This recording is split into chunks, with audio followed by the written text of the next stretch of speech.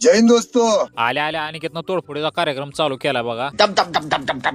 आपलं कामच वेगळं असतंय बघा. वन टाइम सगळ्या वायरी फॅन बॉक्स मधून डायरेक्ट बोर्डामध्ये जाते ते, आणि जे राहिलेल्या वायर आहेत ते बी एखाद्या रिकाम्या पाईपामध्ये ढकलून द्यायच्या बघा. म्हणजे कळत नाही की आतमध्ये वायर आहे का नाही ते. आणि जर फॅनचं जर नियोजन असेल तर तशाच वायरी ठेवून द्यायच्या बघा. त्या रूमची वायरिंग झाली की आपण जिन्यामध्ये आला बघा. पण विषय कसा आहे माहिती आहे, इथं फुट लाईट असल्या का एवढा डोक्याला ताण येते का नाही, वायरी वाडा झाले त्रास होतो इथं. पण तसाच त्रास सहन करत करत दोघांनी वायरिंग ओढून घेतली इथली. तिथलं झाल्यावर किचन मध्ये आला मी, इथं स्टूलवर निवांत बसलो आणि की तिकडे वायरी जोडा लागलाय. आणि त्यानं जोडलेला वायरीची चिकट टेप त्याला लवकर सापडत नाही बघा. लय अवघड झालंय आता तर. बेकार है भैया, मैं तो टूट गया. आणि फायनली आपलं किचन बी कम्प्लीट झालंय. राहिला फक्त हॉल. ठीक है.